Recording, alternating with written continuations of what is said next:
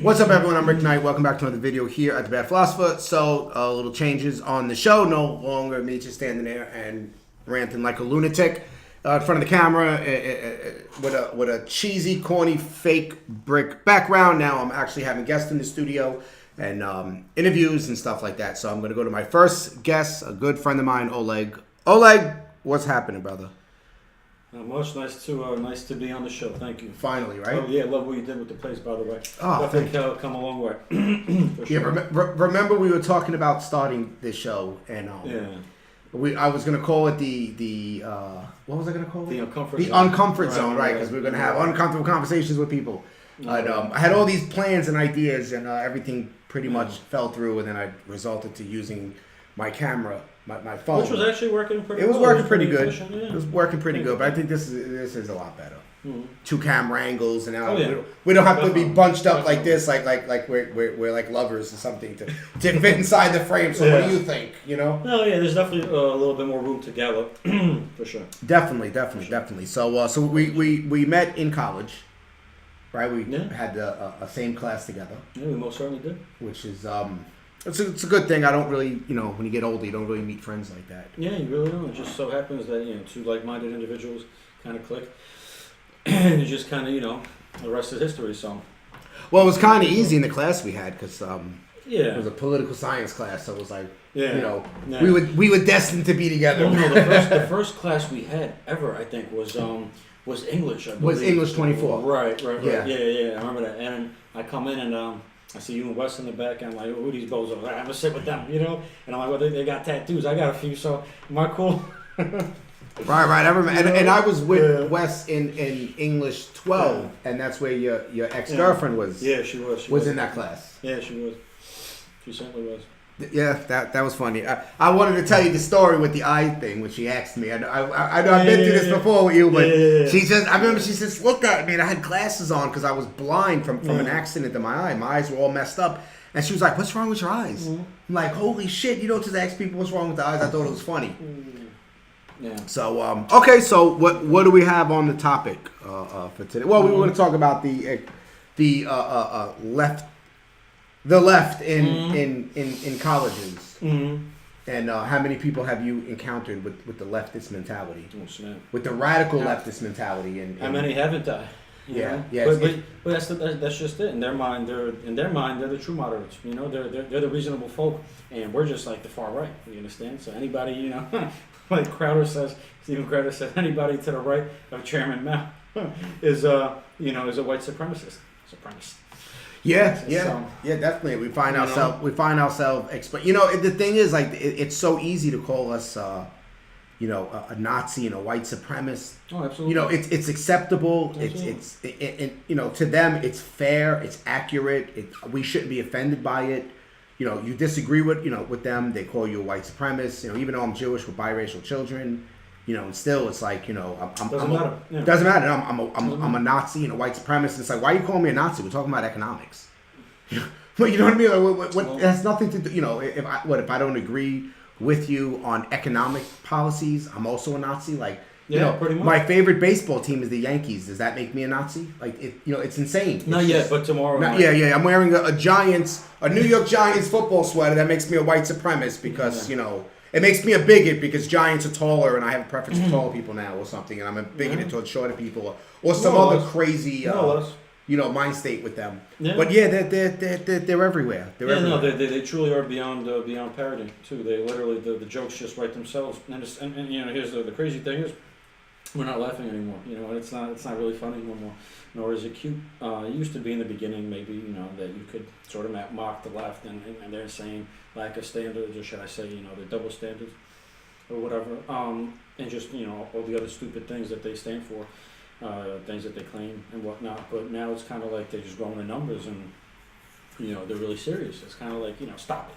But no, it's like at this point, like I said, it's truly scary times that we're living in.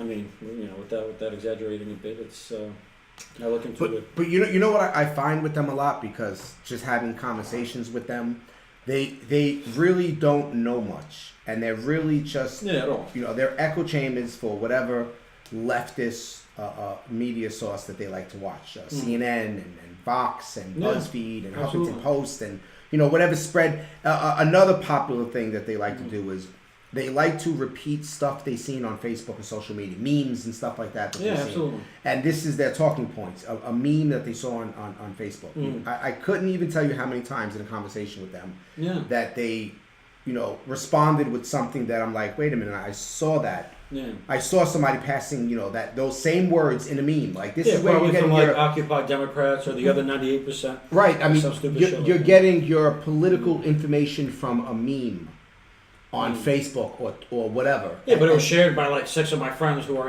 also went to the Pink Pussy Hat March, so it must be right. Right. So they really don't have a clue for the most part. At least the young ones that we're in classes with, and they push a narrative that they heard from somewhere else. Absolutely. It sounds good to them. Absolutely. It's they really don't know what they're talking about. Yeah, you could actually almost tell them coming apart and just sort of becoming undone, almost a physical level of a pain, kind of this uncomfort, this intolerance that they feel when they are challenged, where you could literally feel them becoming physically uncomfortable. The lack of eye contact at times, and it's almost like you could cut the tension with a butter knife. The anxiety that they feel when challenged sometimes could be very counterproductive, and it's just hard not to notice these things when they just like. It would be like telling in their mind a lot of what they stand for is as much a fact as 2 + 2 is 4. So when you tell them well, this is really what it is and yada yada, they're just like.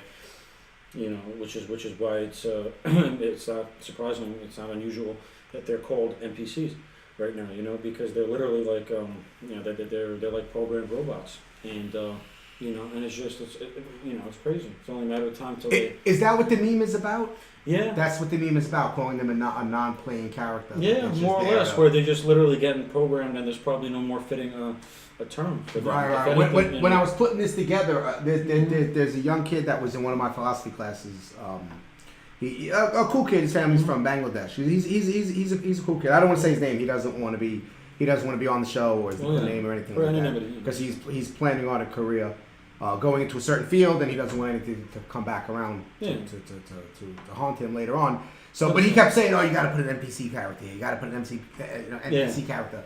And I'm like, I don't know. Well, you might eventually. You can make room for it. Make room for it, right? Yeah. And maybe the frog. I got to put Peppy the Frog on there. Yeah, maybe. Right? Why not? Maybe. Trigger them some more. Yeah, eventually, maybe you expand this to the whole length of the wall. It's your place. You're the boss. Yeah. Finally, I'm finally the boss. There's one place I can be the boss, the supreme leader, right here. Yeah. Until my landlord kicks me out. Yeah, no, there's no place like home. You ain't going nowhere. Plus, we got we got provisions for that. So just use your white privilege card and the white privilege. Pay rent again. Yeah.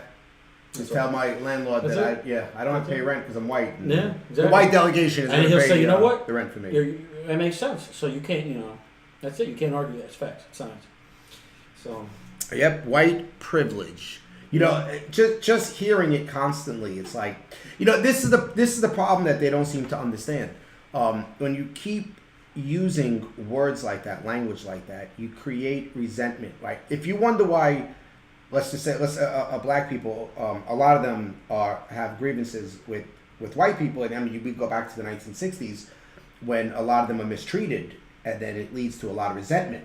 And it's like it's understandable. And now here we are in 2019, when we're much more at a level playing field than we ever were. Like we have come, absolutely. We have come, the furthest in our society than we ever have in the past, where we truly have, a constitution for everyone, and we're constantly being told about our white privilege, and if you complain, then you're white fragility. If you try to reason with them, you're mansplaining, and it goes on and on with all these made up words that they made up, and it's like you create resentment, and then you get guys like me, or guys that are even way more influential on YouTube doing this kind of stuff, and then it all builds up, and you end up with someone like Donald Trump in office. So it's like it always backfires. The more you push the other side, the more they push back.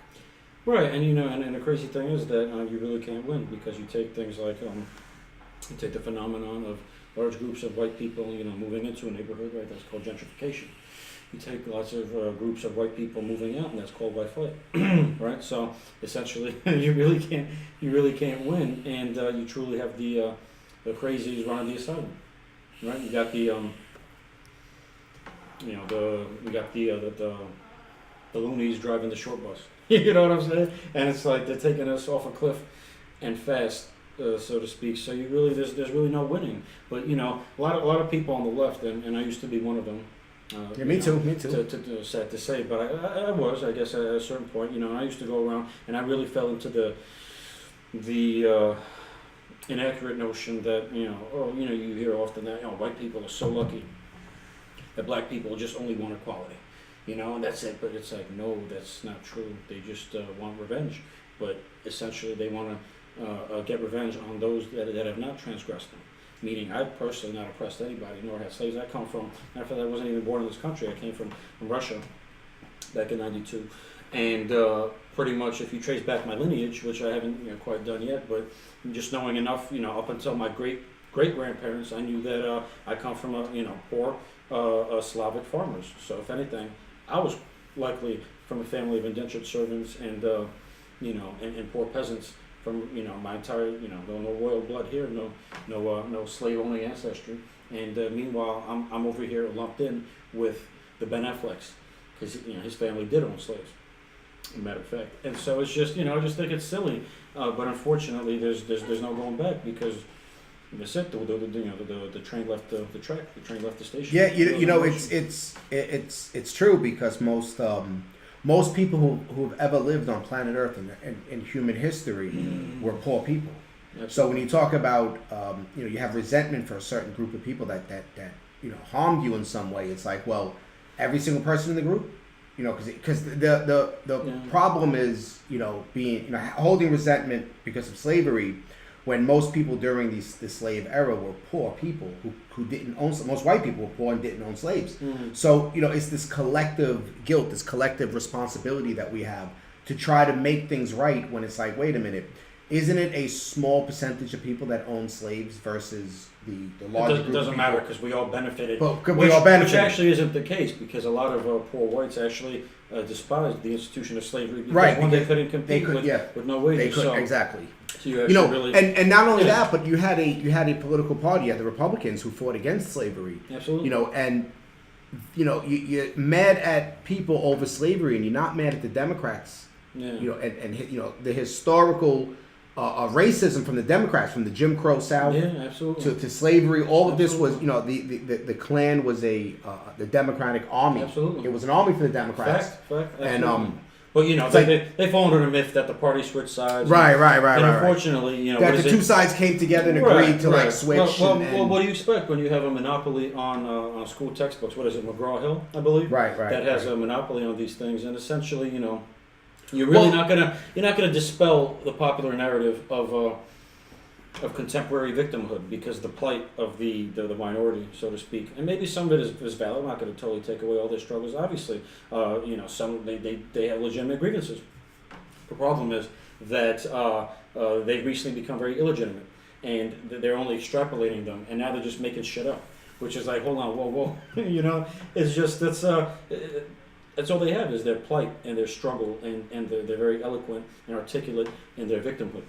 And that's not something that will ever end because it's been very successful for them as a resource acquisition, right? So essentially, as long as the vending machine of white guilt is forever there, it is almost impossible for that button not to get pushed. I mean, it's just, you're talking about going against human nature. This is just basic instinct, right? Which is, and not to mention they're doing the exact same thing that they hate when anyone else does it. When you generalize an entire group and you put everyone in the same basket, and you hold one person or everyone responsible for what somebody does. It's like if you look at all black people and say, oh well, they're all gang members. It's like, no, then most of them are not gang members. Exactly. You look at white people, but it's perfectly fine to say, oh, we're all racist. Exactly. And we all benefited from white privilege and And it goes on, and it's like, if you look at most white people, at least, in this country, most of them are middle or working class people. And it's like they come from humble beginnings, just like everyone else.